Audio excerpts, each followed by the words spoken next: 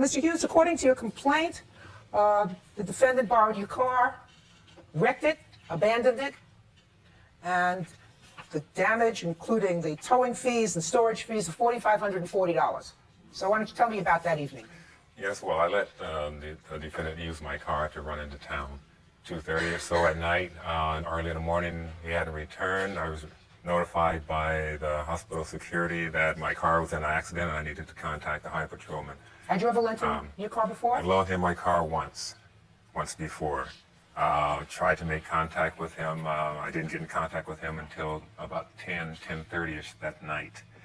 He wavered back and forth as to his... What do you mean wavered back and forth? Wavered in regard to his responsibilities. Oh, I parked your car, or what? Were you sure that I used your car? Tell me about what happened when he came to borrow the car. What time did he borrow the car, sir? It was about 20 minutes until 2 o'clock in the morning. He came by playing his chess. They're both inseparable. What's inseparable? Computer chess game that he has. I gave him my spare key. I'd only received one key from the dealer when I bought the car.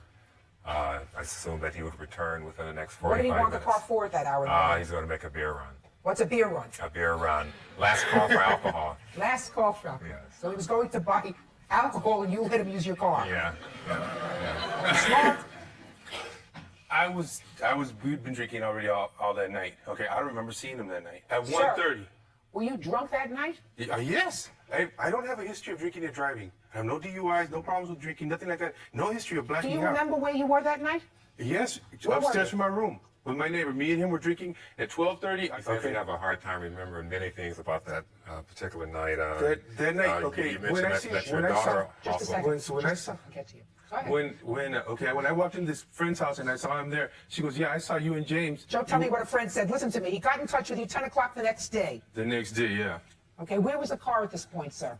The car was in storage in a facility. Where had the car been found? The car had been found opposite the direction that he stated that he was going. It was found in Oxnard, or leading to Oxnard Freeway.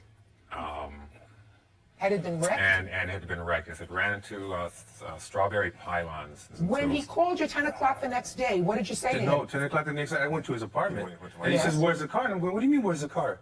He says, I loaned you the car. If I wrecked that car, I would have paid for it, and I don't mind. But you don't, sir, you were drunk that night. You said so in your answer. But I don't drink and drive, and I don't have a history of it. I never do.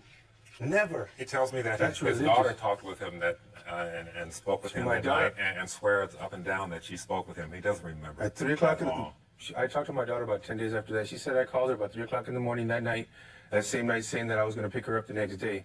She goes to school. Okay, so did you remember that? Did I remember calling her? No. Well, so then you had a bad period that night. No, the car was found on Wanimi Road, about 5, 6 miles, 7 miles, in the middle of nowhere, okay?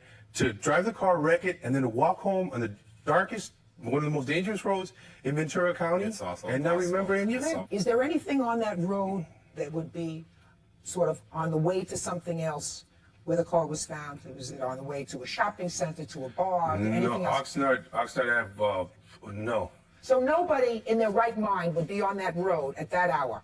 There's no reason why anyone in their right mind would be on that road at that hour of the night. Is that true? That's the way you're making it sound, yeah. If I was that drunk to where I wouldn't remember, nobody in their right mind would loan me their car. You asked me, how did you look? You know, were you drunk? Hey, you look like you always look, you know. I really can't tell. You two guys sound as if you were good friends once. Mr. Klein, I have a sense, sir, that you experienced something for the first time in your life. Oh, no. And that is a blackout when you were drinking. Forget the car, if you don't remember speaking to your child, then the alcohol has gotten to you. I'm entering a judgment for the plaintiff in the amount requested, which was the cost of the damage, and I've seen the estimates, and the storage of the car in the amount of $4,200. Thank you.